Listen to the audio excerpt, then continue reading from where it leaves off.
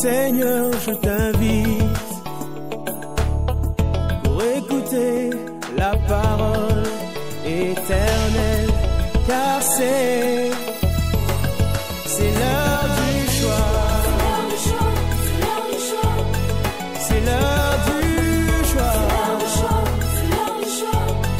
C'est l'heure du choix. C'est l'heure du choix.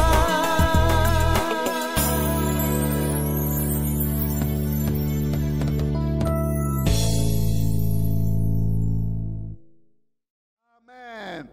Bien-aimés, soyez joyeux. Ne perdez pas votre joie à cause des temps et des circonstances. Notre Dieu règne et il est sur son trône. Alléluia.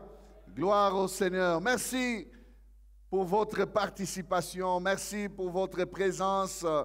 Nous ne vous voyons pas, vous nous voyez, mais nous sommes unis dans le même esprit devant le trône de la grâce. Merci à l'Union musicale pour la louange, l'adoration et nous permettre de nous présenter devant le trône. Que le Seigneur soit béni. Nous ouvrons nos Bibles avec vous tous, frères et sœurs, partout où vous nous suivez.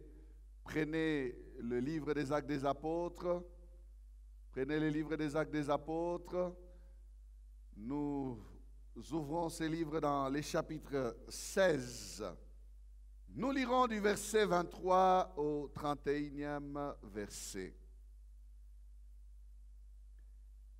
Après qu'on les eut chargés des coups, ils les jetèrent en prison en recommandant au geôlier de les garder sûrement.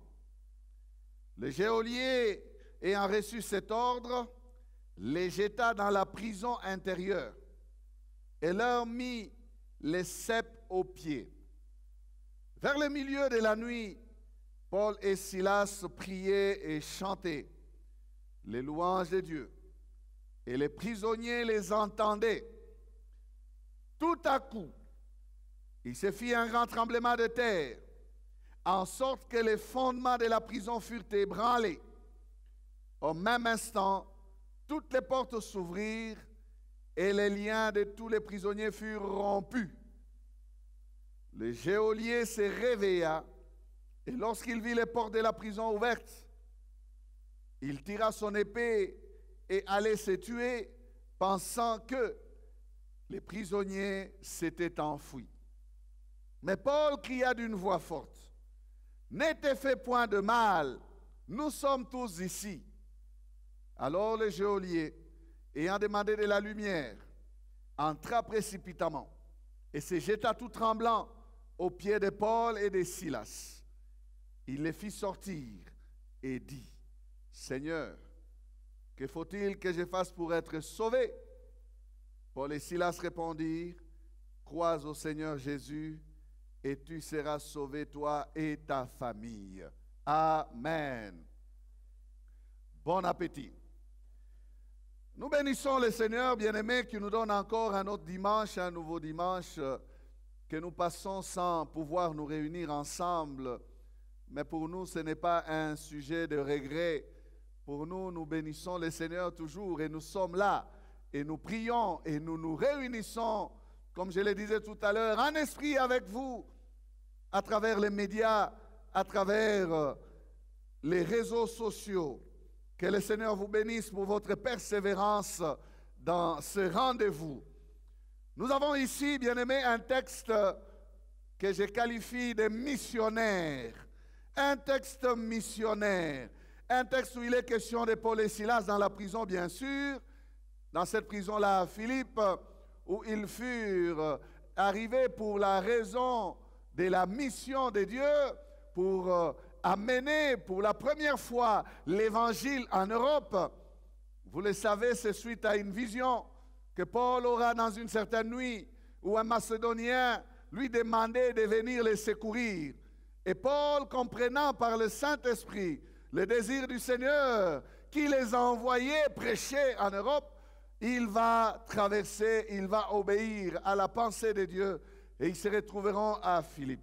Et là, les choses vont se compliquer alors qu'ils n'ont rien fait de mal. Ils n'ont rien fait de mal, mais ils vont se retrouver en prison. Et pourquoi se sont-ils retrouvés en prison?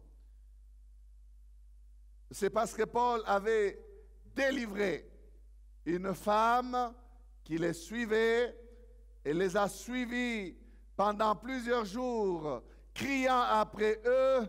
Ces hommes sont des serviteurs du Dieu très haut.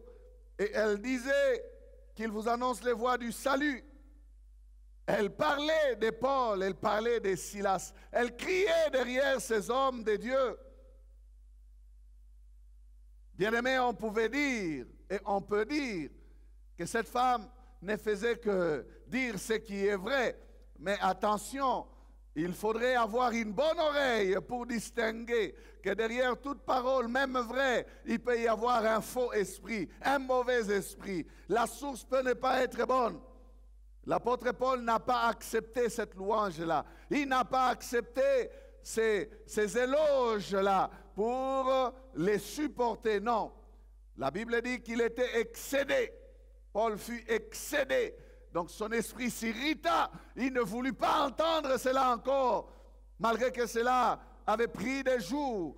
Mais ces jours-là, l'apôtre Paul va se retourner et ordonner à l'esprit de Python de lâcher cette femme, et cet esprit va lâcher la femme.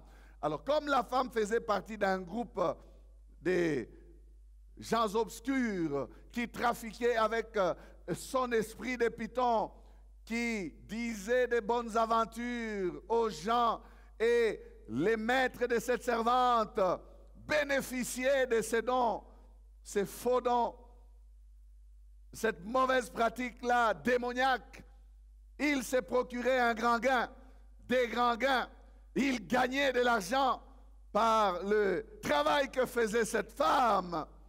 Ces maîtres donc vont se fâcher. Ils vont venir se saisir de Paul et de Silas, et ils vont aller les livrer entre les mains des prêteurs, des magistrats, pour qu'ils soient jetés en prison. Voilà, frères et sœurs, comment Paul et Silas vont se retrouver en prison. Ils n'ont fait qu'annoncer l'évangile. Ils n'ont fait que libérer une captive, une personne qui était esclave du diable, qui n'avait pas sa liberté entre ses mains. Ils ont fini par la lui rendre. Son don a été arrêté, son exercice a été arrêté, et cette personne ne pouvait plus être utilisée comme matière à production pour ses maîtres. C'était leur source de gain qui leur fut ravie. Et cette colère a conduit ces hommes à se saisir de Paul et de Silas. Ils furent ainsi jetés en prison. Ce texte est un texte bien-aimé qui a plusieurs leçons. J'ai dit un texte missionnaire, c'est vrai, mais un texte où il y a aussi la puissance de Dieu qui se manifeste. Nous n'avons pas le temps de pouvoir chercher toutes les leçons qu'il y a dans ce texte. Je vais vous proposer juste les sujets que je voudrais vous partager, un sujet qui est aussi lié au temps que nous traversons. Je parle de la louange des confinés. La louange des confinés. Bien-aimés, Paul et Silas sont en prison. Ils sont non pas seulement en prison, mais ils sont dans la prison de la prison. Lorsqu'on a dit au geôlier de les garder sûrement, on lui a demandé de veiller à ce que ces prisonniers ne puissent s'échapper de ses mains. On lui a demandé de placer ces hommes dans une prison sûre, où ils ne peuvent pas s'échapper, les garder sûrement. Donc on a mis Paul, bien-aimé, dans une prison à l'intérieur de la prison. On appelle cette place-là la prison intérieure. Dans toutes les prisons, il y a des cases où on emprisonne les prisonniers. Les prisonniers têtus, les prisonniers dangereux, les prisonniers à risque sont emprisonnés doublement. Et bien aimé, regardez la condition de Paul et de Silas. Non seulement qu'ils sont dans une prison intérieure, mais cet homme, dans son zèle de les garder sûrement, va leur mettre les cèpes aux pieds. Donc, ils sont privés de mouvement, quoique étant déjà dans la prison intérieure. Ils n'ont pas droit au mouvement. Ils ne peuvent pas bouger. Leur condition n'est pas bonne. Leur situation n'est pas meilleure. Avant même qu'on les mette en prison, on les a roués des coups. On les a battus des verges. Ce qui veut dire qu'ils ont des plaies sur leur corps. Parce que par après, lorsque ils seront dans la maison du geôlier, vous lirez dans les textes, vous verrez que cet homme, le geôlier, va laver leurs plaies. On les prend avec leurs plaies. On les lie. On lie leurs pieds au cep. On les enferme à l'intérieur de la prison, dans la prison intérieure. Ces hommes bien-aimés sont privés de toute liberté de mouvement. Ils n'ont que leur bouche. Voilà pourquoi ils vont utiliser leur bouche. Ils sont dans une très mauvaise posture. Paul et Silas. Bien-aimés, leur condition ne leur donne pas raison d'être enthousiastes, d'être même pas zélés pour le Seigneur, non.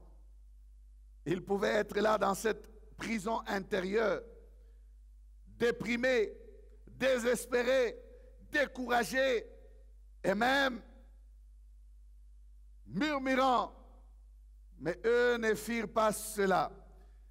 Au lieu de se lamenter sur leur sort, au lieu de pleurer sur leur sort, ils ne firent pas cela. Eux se mirent à chanter. Au verset 25, il est dit, vers le milieu de la nuit, Paul et Silas priaient, chantaient les louanges de Dieu. Et les prisonniers les entendaient. Alléluia.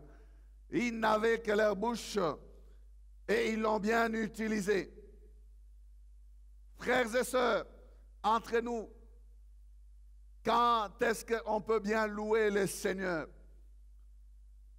Nous savons tous que c'est facile de chanter, de louer le Seigneur lorsque la porte de la prison s'ouvre que lorsqu'elle se ferme sur nous.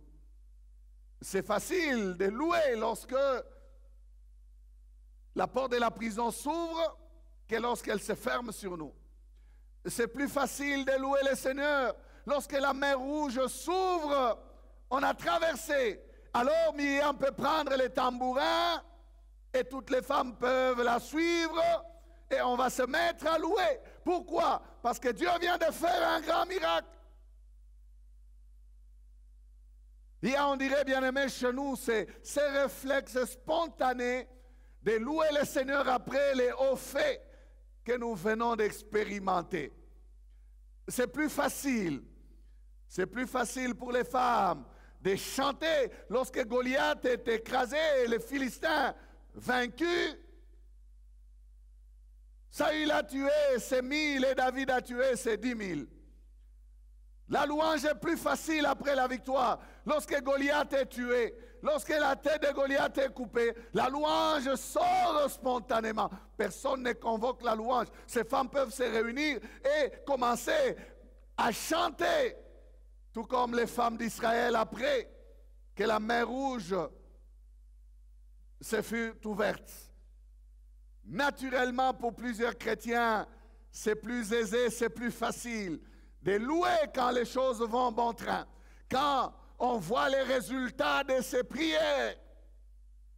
Quand le Seigneur nous a exaucés, oh oui, c'est plus facile de louer le Seigneur comme ça. C'est facile. La louange après les miracles, on dirait que c'est la réaction automatique de plusieurs d'entre nous. Mais la louange dans les problèmes, oh, ça c'est le morceau dur. La louange en pleine difficulté. La louange quand la barque veut chavirer. La louange quand on sent que la mort s'approche. La louange quand ça ne va pas. Combien sont en mesure de faire cela? Bien-aimés, ce matin, Paul et Silas nous interpellent. Paul et Silas m'interpellent. Paul et Silas t'interpellent, toi qui me suis. Et ils veulent que nous puissions les rejoindre dans cette attitude d'altitude, cette attitude d'enfants de Dieu qui font confiance à leur maître, qui font confiance à leur Dieu. Paul et Silas sont une interpellation pour nous. Quand est-ce que nous louons le Seigneur bien-aimé? Quand est-ce que nous chantons des louanges au Seigneur bien-aimé? Chacun peut répondre à cette question en examinant sa vie, en vérifiant sa condition.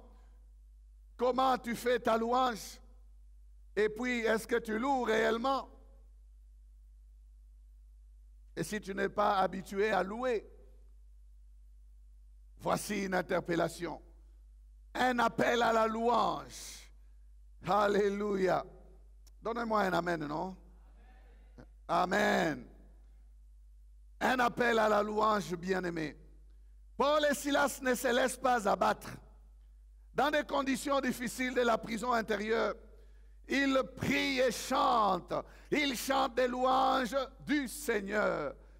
Oh, ce fut une nuit spéciale. Ce fut une nuit particulière. Ce fut une nuit bien-aimée, pas comme les autres nuits dans cette prison-là. Non, non, non, non, non, non, non. Une nuit particulière. Comment pouvaient-ils faire cela? Ils sont en prison. Ils ont les cèpes aux pieds. Ils ont des plaies sur leur corps. Ils saignent. Ils ont des douleurs. Ils ont des bleus sur les corps. Mais comment peuvent-ils garder un tel esprit? Comment peuvent-ils avoir, bien-aimé, une telle attitude? Quel est le secret de ces hommes? Dans une telle condition, comment peuvent-ils louer dans la prison? Dans la prison, on se plaint. On explique aux autres détenus pourquoi on est là. Dans la prison, on est triste. On pense à la liberté perdue. Mais pour eux, ce fut autre chose. Pas besoin, je l'ai dit, de s'apitoyer sur leur sort. Non, le problème, ce n'était pas eux.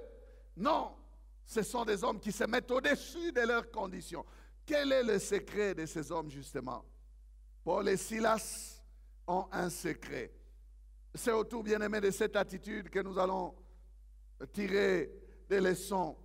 Paul et Silas savent que ce qu'ils sont est plus fort que ce qu'ils vivent. Voilà le secret de ces hommes. Paul et Silas se connaissent. Ils connaissent et ils savent qui ils sont. Paul et Silas ne savent pas autre chose que ça. Ils n'ont pas dans leur pensée une autre idée que cela. Paul et Silas savent qu'ils sont à Philippe sur ordre de Dieu. Paul et Silas savent qu'ils sont mandatés comme missionnaires pour annoncer l'évangile de Dieu. Paul et Silas savent qu'ils sont en mission et qu'ils ne sont pas là pour eux-mêmes. Pourquoi devons-nous nous apitoyer sur nous-mêmes comme si notre propre vie ou nos vies avaient plus de valeur pour nous et à nos yeux? C'étaient des hommes qui avaient livré leur vie à leur maître. Et ils savaient que leur vie ne dépendait pas d'eux, que les circonstances de leur vie ne dépendaient pas d'eux, et qu'ils avaient quelqu'un qui les tenait, quelqu'un sur la paume de la main duquel leur vie était bien enracinée, cachée. Ce qu'ils sont est plus fort que ce qu'ils vivent. Ils connaissent leur identité en un mot. Paul et Silas savent qu'ils sont serviteurs de Dieu, pas de n'importe quel Dieu, mais d'un Dieu vivant. Serviteurs du Dieu vivant. Bien-aimés, cette attitude, Daniel et ses compagnons l'avaient aussi à Babylone. Ils savaient qui ils étaient. Voilà pourquoi lorsque on va commencer à déranger la foi de ces hommes, à vouloir secouer leur foi, ils ne se sont pas laissés secouer. Lorsqu'on va leur demander de ne pas prier les dieux vivants d'Israël, Daniel et ses amis ont refusé. Sous peine même de mourir. Comment peuvent-ils accepter la mort? C'est parce qu'ils savent qui ils sont. Ils connaissent leur identité. Daniel connaissait son identité. Meshach, Shadrach, Abednego connaissaient aussi leur identité. Ils peuvent dire au roi, sache que nous ne nous prosternerons pas devant ta statue.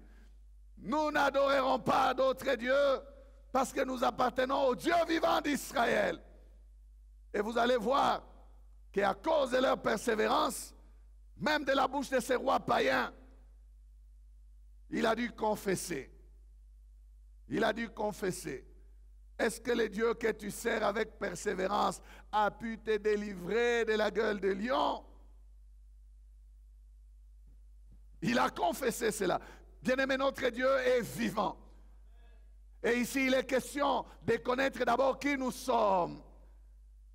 Nous devons savoir que ce que nous sommes ne dépend pas de ce que nous vivons.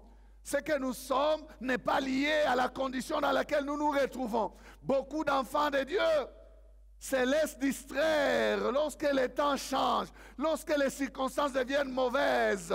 Ils pensent qu'on va toucher à leur identité, on va changer leur identité, on va atteindre leur âme et leur esprit. Bien-aimés, je vous rassure, non, ce que tu es en train de connaître n'est pas quelque chose qui va changer ta communion avec Dieu, n'est pas quelque chose qui va bouger ta relation avec ton Dieu. Ça n'a pas le pouvoir d'affecter ce que tu es pour Dieu. Et beaucoup de chrétiens sûrement, quand ils se retrouvent dans une situation comme celle-là, au lieu de louer, non, ils cherchent à demander des comptes à Dieu. Je suis ton serviteur. Comment tu peux permettre que pareille chose m'arrive? Bien-aimés, n'avons-nous pas commis déjà cette erreur-là?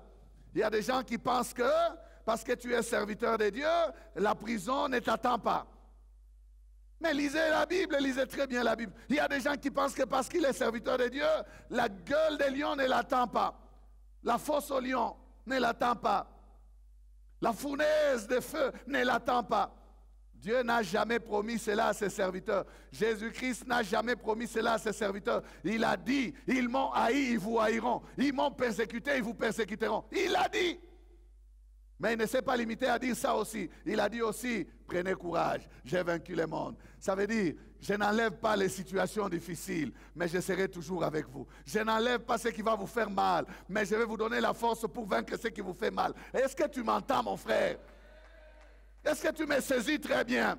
Oh, bien souvent, nous voulons mener une vie chrétienne paisible, où il n'y a pas de risque, où il n'y a pas de danger, où il n'y a pas de bobo, où il n'y a pas de pleurs, où il n'y a pas de crise. Alléluia, amen. Nous sommes toujours en train de louer, de chanter. Tout va très bien chez nous. Oh, ça marche et ça va très bien. Mwambe yo yo yo, mwambe yo, mwambe, mwambe yo, mwambe. Bien-aimé, chanter quand ça va, c'est normal. Mais chanter quand ça ne va pas, c'est là où les choses deviennent intéressantes. Paul et Silas nous amènent dans cette autre dimension-là. Ce n'est pas une dimension qui leur est seulement particulière, non. Ça doit être la dimension de chacun d'entre nous. Dans ces temps difficiles, dans des temps compliqués, gardons notre louange. Nous n'avons pas raison d'arrêter. Nous n'avons pas raison d'arrêter. Paul et Silas n'ont pas arrêté. Ils n'ont pas arrêté. Il y a deux types de chrétiens.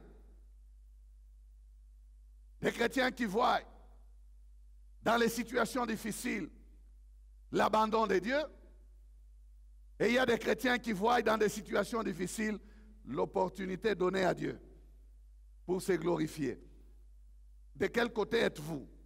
Je répète cette vérité. Il y a deux types de chrétiens.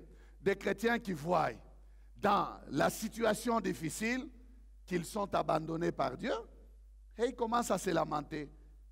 Nzambe pona nino tiki ngai. Ils deviennent des chrétiens amillélistes. Pona nini boye, Nzambe oza wapi? Mungu nanyacha.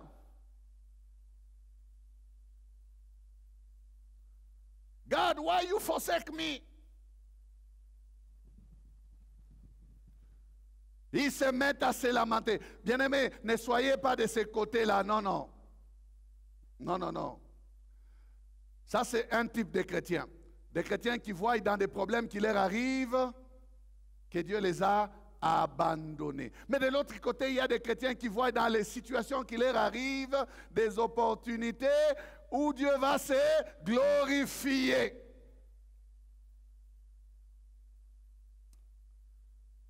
Je vous invite à déménager. Je vous invite à changer de camp, à changer d'équipe.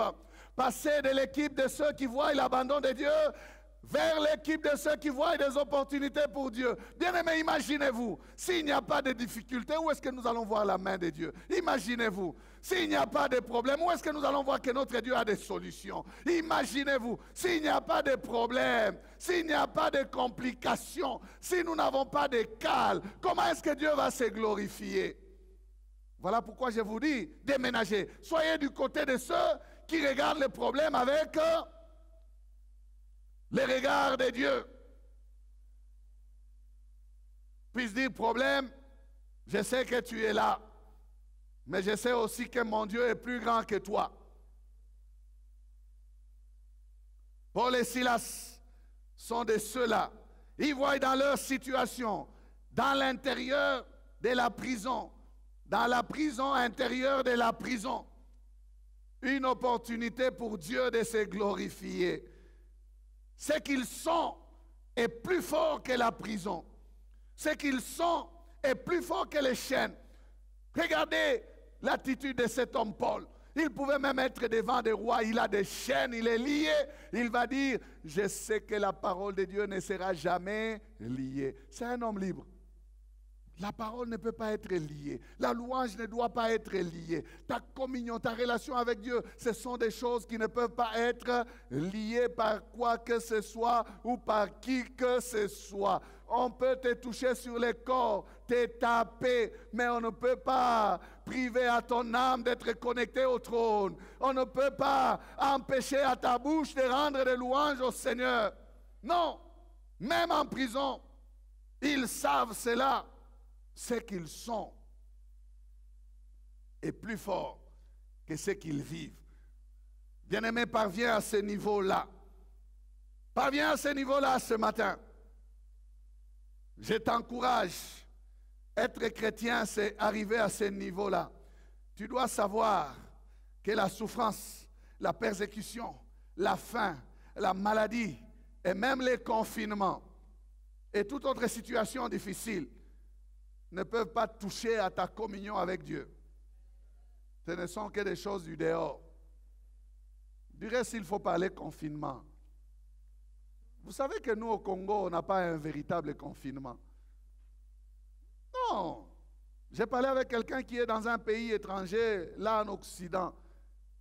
Il me dit que le voisin est chargé d'appeler la police. S'il te voit sortir, aller frapper à la porte de ton voisin. Donc confinement, ça veut dire réellement rester dans sa maison.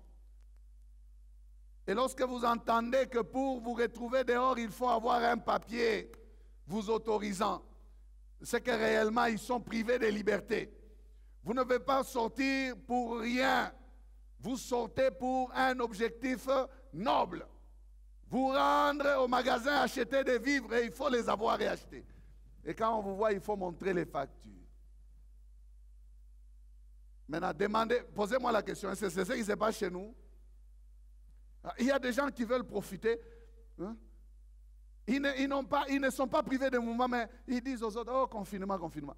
Chrétiens, attention au mensonge. Paye les dettes au confinement. Faites tes devoirs au confinement. On commence à mettre sur le dos d'un semblant de confinement des prétextes et des motifs pour ne pas faire ce que nous devons faire ici. Bref, ça c'est un autre dossier. Mais je dis ceci, même dans les situations comme celle-ci, il n'y a rien qui doit affecter, qui doit toucher notre communion avec le Seigneur. Nous devons, bien-aimés, nous battre pour être au-dessus de ce que nous traversons comme situation. Et le Seigneur nous donne la force pour cela. Vous savez que la façon de voir nos situations, les situations de nos vies, à nous chrétiens, doit être différente de celles du monde.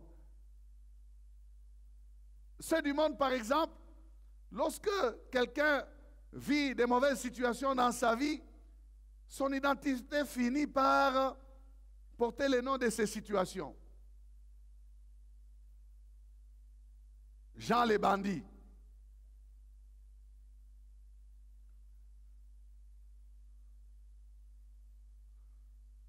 Maïmon à la stérile.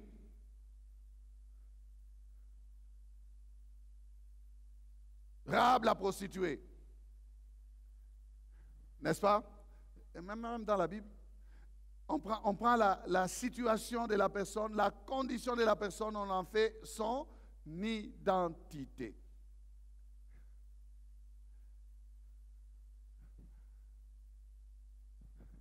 André Lempiaqueur, lui n'a toujours rien. Donc, on va prendre ce que tu es en train de vivre là, on te colle ça comme nom. Les exemples sont les gens. Mais bien aimé, pour nous dans le Seigneur, il n'en est pas ainsi, non. Non, non, il n'en est pas ainsi. Ce que nous traversons, d'ailleurs, écoutez même les Français comment ils parlent. Ce que nous traversons, ça veut dire quoi? Nous passons à travers.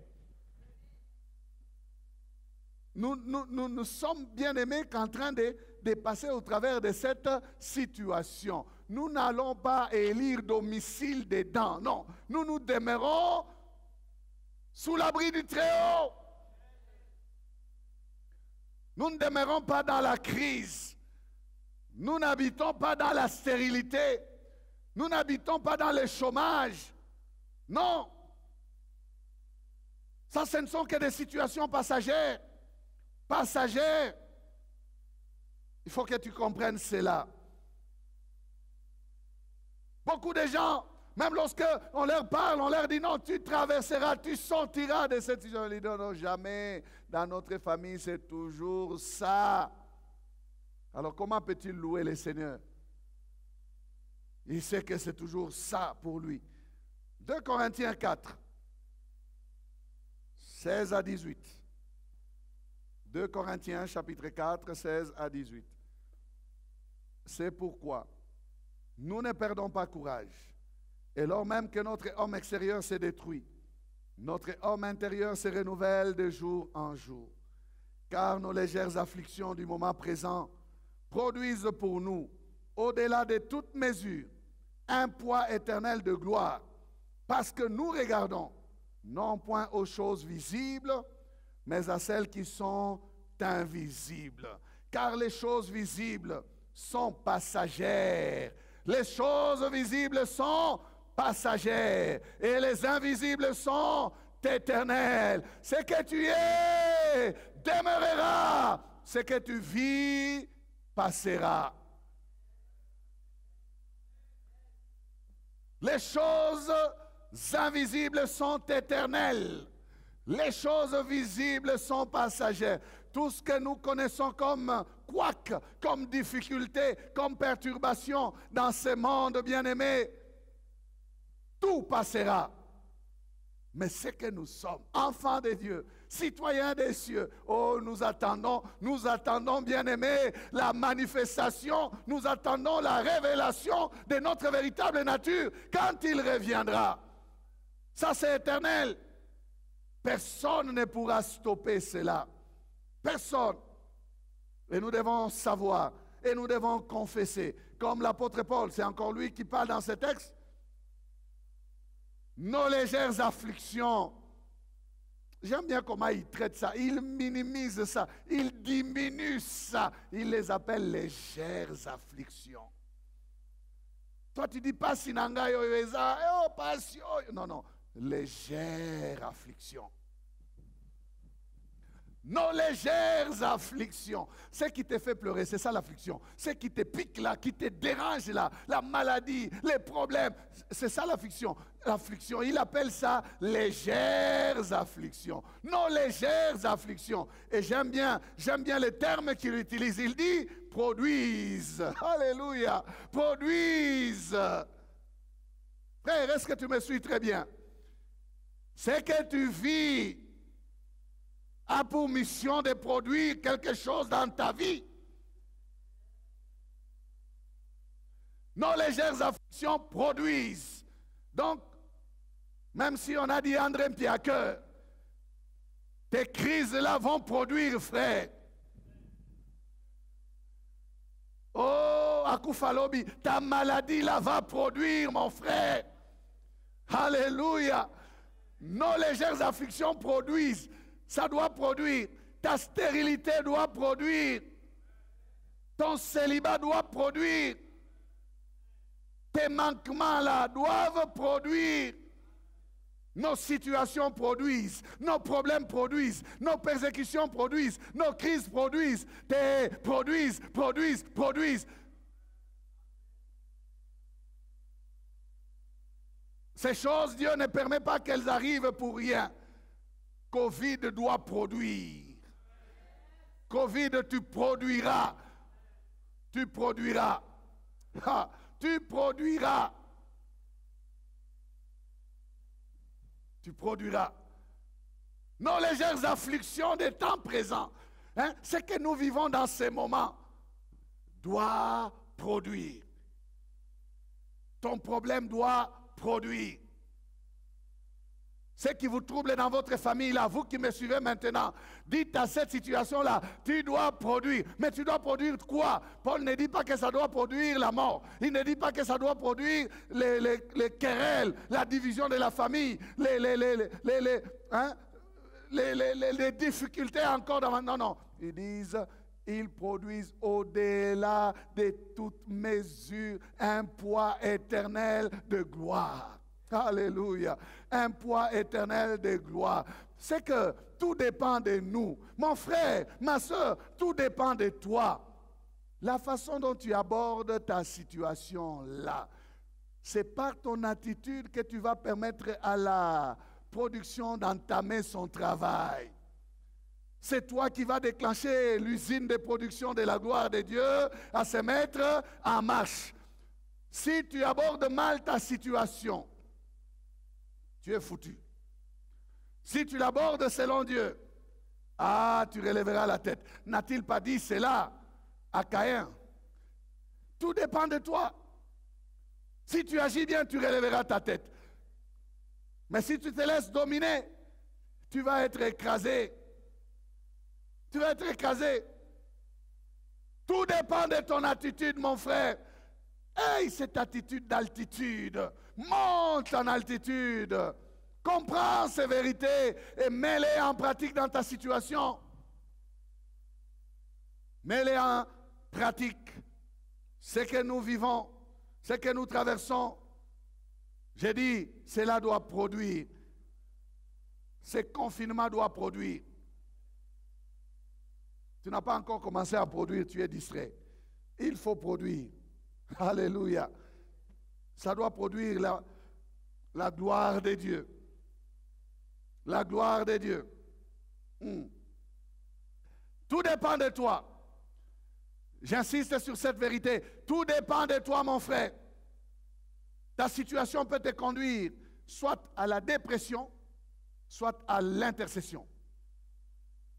Tout dépend de toi. Ta situation peut te conduire ou elle t'écrase, ou toi, tu pries pour l'écraser. Ta situation peut te conduire soit à l'espérance ou au découragement.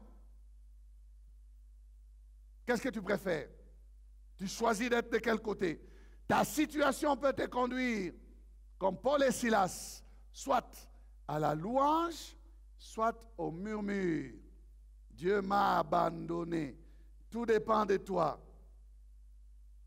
L'apôtre nous conseille, il dit, tu dois détourner, tu dois changer ta façon de regarder ta situation. Nous ne regardons pas à la situation, mais nous regardons au Dieu qui est le maître des temps et des circonstances. Apprends à regarder à ce qui est invisible. Ne regarde pas à ce qui est visible. Tout Israël regardait Goliath et il fuyait. Mais quand David est venu, il a regardé l'Éternel que Goliath a insulté et la donne a changé. Tout dépend de vers quoi tu tournes ton regard. Tu regardes où? À ce qui est visible ou à ce qui est invisible? Tu te laisses abattre parce que tu regardes à ce que les médecins ont dit. Les symptômes de cette maladie sont terribles. Les symptômes font ceci et cela. Ils ont toujours des termes compliqués. Tu auras la métastase, l'amphipase, de l'hypochondrie. Et puis tu vas être perturbé. Tu te dis, oh, je suis cuit, je suis fini, je vais mourir. Non, non. Regarde à ce qui est invisible. Regarde à la croix de Jésus. Oui, il a dit que par ses meurtrissures, nous sommes guéris. Tout dépend d'où tu regardes, mon frère. Oh, notre famille, personne ne s'est jamais marié. Tout dépend de ton regard. Tu regardes à tes ancêtres, tu regardes à tes grandes sœurs, à tes grands frères, tu regardes à ce que personne n'a jamais levé la tête, alors que Dieu est là, dans l'invisible, et il t'appelle vaillant héros. Toi, tu commences à dire, qui suis-je? Ma famille, je suis le plus petit. Oh, je suis... Non, vaillant héros, tu es vaillant héros. Regarde à ce qui est invisible.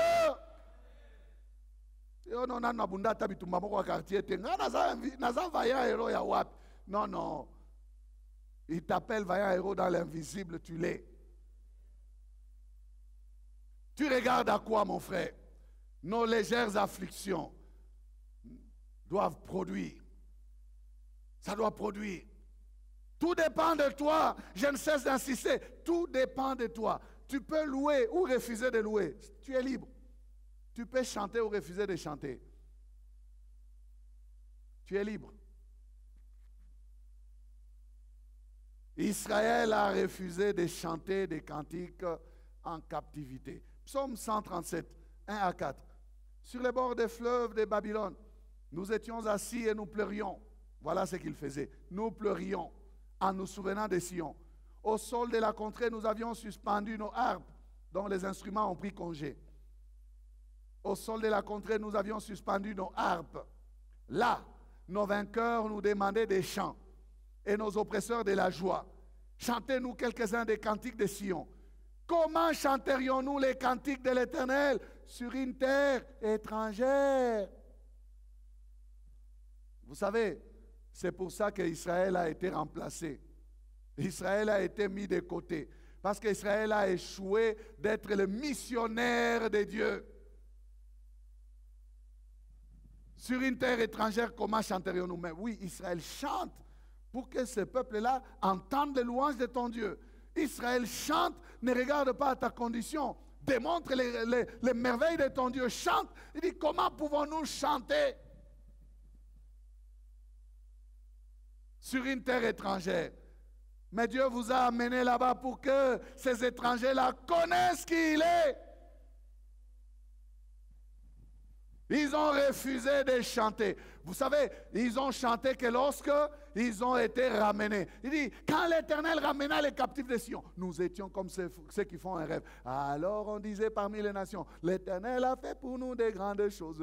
Nous sommes dans la joie. Ils ont chanté après, quand ils ont été délivrés. Je disais ici au début, c'est plus facile de chanter après les miracles que de chanter dans les problèmes. Israël, dans les problèmes, refuse de chanter. Frère, toi, tu choisis quoi? Choisis de chanter. Parce que ton Seigneur Jésus a chanté quand c'était difficile.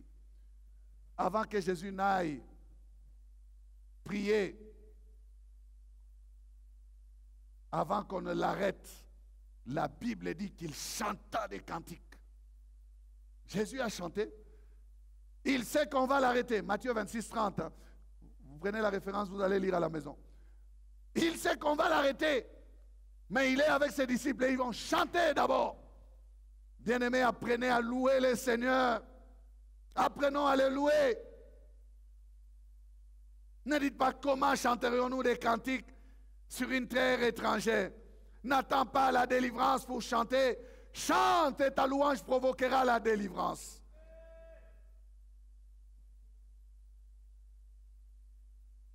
Loue quand ça te dépasse. Loue quand tu ne comprends pas. Tu ne comprends pas ce qui t'arrive. Mais loue déjà le Seigneur. Loue quand c'est difficile. Loue, loue bien-aimé. Loue et loue encore. Chante comme Paul et Silas. Ils n'ont pas attendu de sortir de la prison. Paul et Silas savent ce que produisent les légères afflictions. En tout cas, je ne pense pas qu'ils savaient tout ce qui allait arriver. Non, ils ne savent pas ce qui va arriver. Mais ils savent une chose, que Dieu mérite la louange. Ça, il ne faut pas priver à Dieu. Fais ta part, loue. Ce qui va arriver, ce sera un tout à coup. Ce qui va arriver, ce sera une surprise. Quand il est dit tout à coup, ça c'est le côté de Dieu, c'est la part de Dieu. Ce qui va arriver n'est pas sous ta responsabilité, ce qui va arriver n'est pas sous ton contrôle, ce qui va arriver ne dépend pas de toi, mais ce qui va arriver dépend de ta louange. Toi loue, Dieu va déclencher quelque chose. Loue mon frère, loue. Dans les milieux de ta situation, en pleine tempête, loue. C'était à minuit. Ça signifie dans les milieux de ton problème, en pleine nuit, où il n'y a pas d'issue, où il n'y a pas de lumière, où tu ne vois pas clair, où tu ne comprends rien, loue. Que ta louange résonne. Que ta louange monte sur le trône. Loue mon frère, ne t'arrête pas de louer. Loue quand tu tombes en coma, toi qui es malade. Loue dans ton cœur. Continue à louer. Il faut être fort de l'intérieur. Je t'encourage, loue. Loue même quand tu te retrouves, comme les hommes disent, dans l'œil du cyclone. Dans l'œil du cyclone, en plein milieu du problème. Loue, loue. Cette attitude-là, c'est celle que Job avait. Sa femme ne comprenait pas. Comment tu peux tenir encore dans ton intégrité? Tu persistes. Oui, ma soeur, laisse-moi persister. J'appartiens à Dieu, je n'appartiens pas aux circonstances. Je peux rester encore fidèle à Dieu malgré que les circonstances sont contraires. Les vents ont changé de direction. Mais moi, je reste fidèle à Dieu.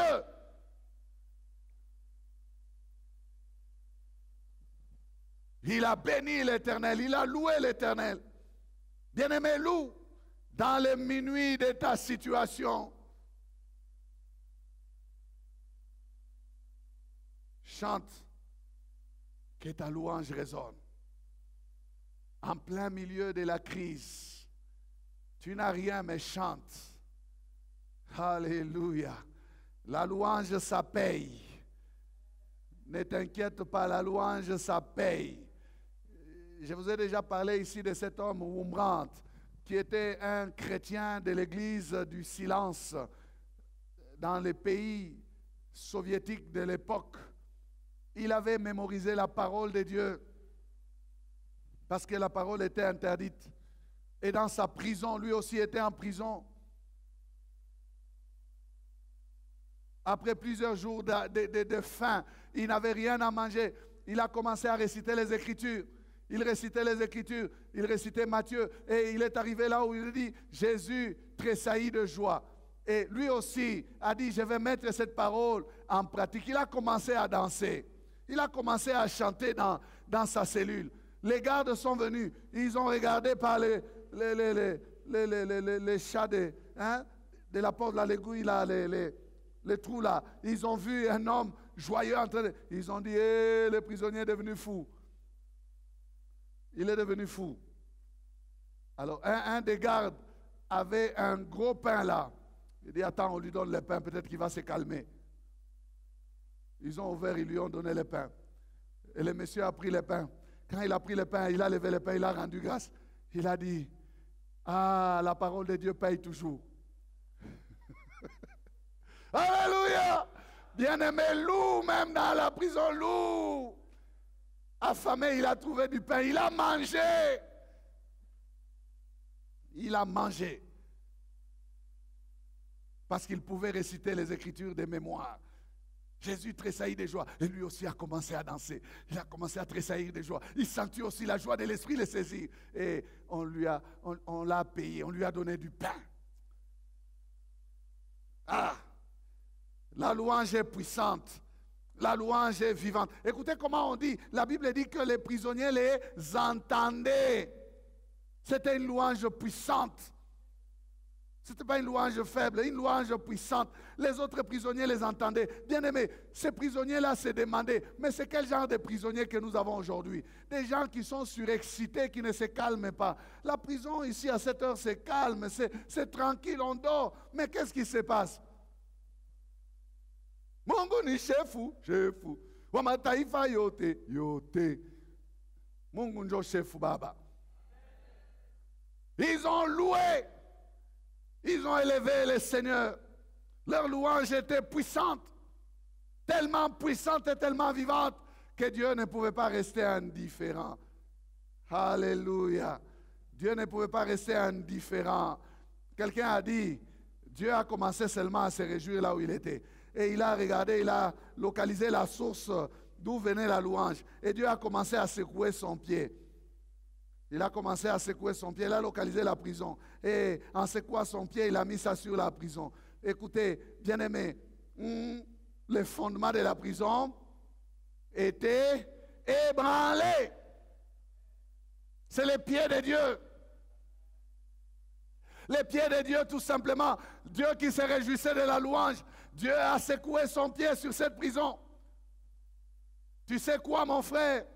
Lorsque tu loues le Seigneur dans les problèmes, l'intervention du Seigneur ne sera pas superficielle. Le Seigneur va intervenir dans la cause du problème, pas dans les effets du problème. La réponse de Dieu s'attaque toujours au fondement. Il va travailler en profondeur. Il ne va pas travailler superficiellement. Lorsque tu loues très bien, quand Dieu se décide d'intervenir, bien-aimé, il va aller dans les fondements. Il secoue la prison. Les portes s'ouvrent. Les cèpes se sont cassés. Les liens des prisonniers se brisèrent. Tout a été bouleversé. Vous savez, pour Dieu, il a dit, vous êtes libre, vous pouvez sortir. N'est-ce pas? Dieu avait décidé que tous se sortent. Particulièrement Paul et Silas. Mais regardez maintenant comment le Seigneur conduit ses serviteurs. Si Paul et Silas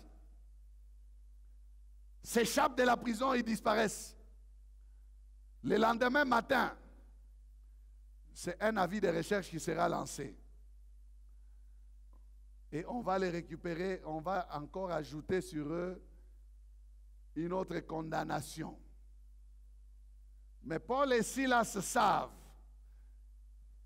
que notre vie est entre les mains du Seigneur. Nous n'avons pas besoin de nous enfouir comme des fugitifs. Si Dieu a ébranlé la prison, j'avance, hein? Suis-moi très bien. Si Dieu a ébranlé la prison, ça c'est pour les Silas qui comprennent. C'est pour qu'il n'y ait plus de prison ici. Donc à quoi ça va nous servir de fuir? Parce que de toutes les façons, ces gens-ci sauront que c'est à cause de notre louange que la prison a été ébranlée. Bien-aimés, c'était des prisonniers dangereux. Les prendre et les remettre dans la prison, c'est un grand risque. La deuxième louange qu'ils vont faire, tout ce qui restait de cette prison-là ne pouvait plus rester. Ces gens se sont dit, si ces hommes parlaient aux louanges, la prison est ainsi secouée. C'est que nous ne devons pas laisser ces gens dans cette prison. S'ils y restent, il n'y aura plus rien de cette parcelle. Et je vous dis que c'est vrai. Les chefs ne se sont pas déplacés pour venir. Ils ont envoyé le message parce qu'ils ont appris ces choses-là. Ils ont dit au matin là, oh, libérez-les. Paul a dit, non. Qui va sortir? Vous nous avez battus en public. Vous nous avez ridiculisés en public. Nous qui sommes citoyens romains. Vous voulez maintenant que nous puissions sortir en catimini? Non. Nos légères afflictions produisent un poids de gloire. Nos légères afflictions produisent. Paul sait qu'il faut que l'on sache les résultats de notre louange dans cette ville. Vous n'avez pas à nous sortir comme des fugitifs en catimini. Non, vous ne nous avez pas arrêtés en secret. Vous nous sortirez aussi en public. Vous avez déjà vu des prisonniers qui refusent de sortir dans la prison? Ils sont sûrs de ce qu'ils sont. Ils savent qui ils sont. Ils disent, nous sommes des citoyens romains. L'apôtre Paul a utilisé son droit des Romains. Parce qu'un citoyen romain, on ne devait pas les chicoter. On ne pouvait pas les battre. Alors, lorsque ces gens ont entendu cela, ils ont tremblé. Nous ne savions pas que ce sont des citoyens romains. Oh! Donc, ils sont venus presque les supplier. Pardon. Muto que muende, pardon. Bobima, allez-vous-en, pardon. Et puis ils ont même demandé à ceux qu'ils quittent leur ville. Pourquoi? Parce que s'ils le louent maintenant même dans la liberté là, les fondements de la ville risquent d'être ébranlés. Alléluia. Qu'est-ce qu'ils sont braves ces gens? Qu'est-ce qu'ils sont braves, mon frère, ma soeur? Des hommes qui savent ce qu'ils sont. Des hommes qui savent ce qu'ils sont. Amen. Je termine en te disant que la prière, la louange, je vais dire, est un ordre. Quand tu lis la Bible, le Seigneur te demande de louer. Lisez les psaumes. Vous verrez combien de fois le Seigneur parle. Il donne l'ordre qu'on loue le Seigneur. Psaume 22, verset 4. On va courir. Pourtant tu es le Saint. Tu sièges au milieu des louanges d'Israël.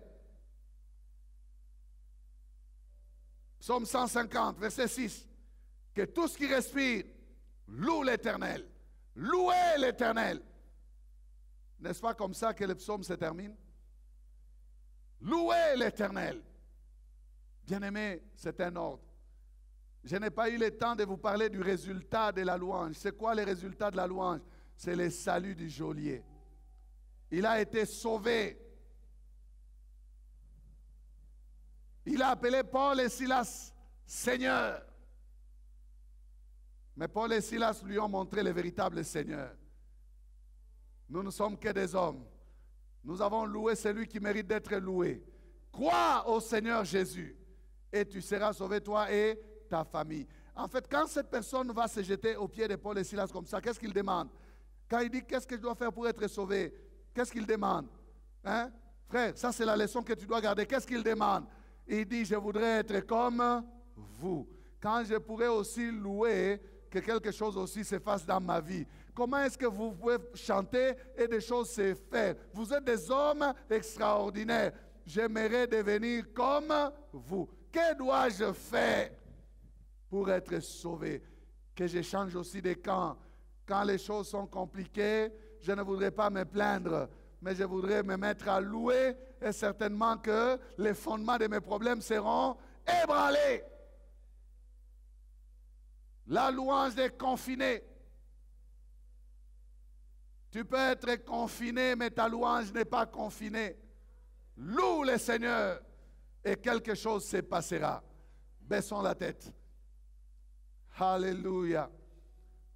Notre Dieu, merci pour ta parole. Merci pour ces hommes qui nous servent d'exemple, qui nous interpellent ce matin à aimer la louange, à être des loueurs, des hommes et des femmes, des louanges, qui chantent des louanges du Seigneur. Merci. Tu as parlé à quelqu'un et tu veux que quelqu'un change de camp ce matin. Merci Seigneur. Oui, je vais faire un appel, frères et sœurs. Là où tu es, tu peux te mettre debout et dire, Seigneur, j'aimerais te louer au milieu de mon problème. Donne-moi la force, rends-moi capable. Je suis ton enfant, mais souvent je murmure. Je suis ton enfant, mais souvent je me plains. Je me laisse distraire. Je regarde à ce qui est visible au lieu de regarder à ce qui est invisible. J'aimerais que tu m'apprennes à regarder à ce qui est invisible. Que je sois capable de te louer dans les minuits de ma situation, dans les milieux de mes problèmes. Que je sois en mesure de te louer. Tu te lèves là où tu es et tu commences à prier. Le Seigneur te rendra capable. Tu es malade, apprends à le louer dans ta maladie.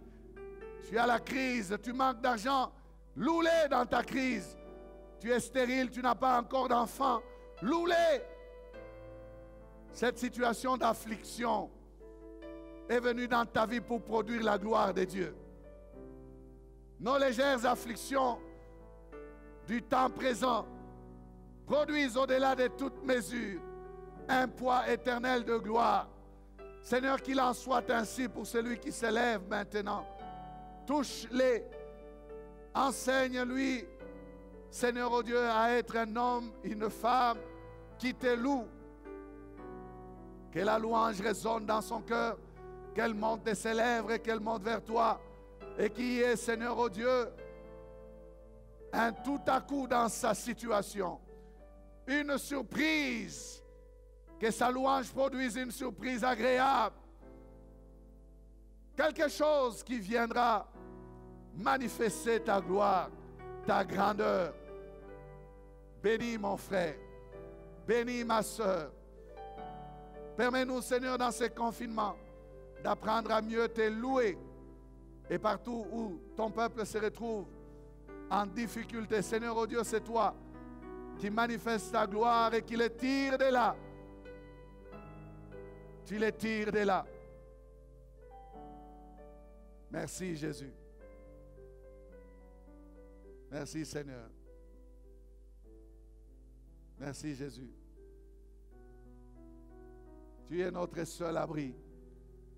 Tu es celui que nous élevons, que nous louons. Tu es celui que nous exaltons.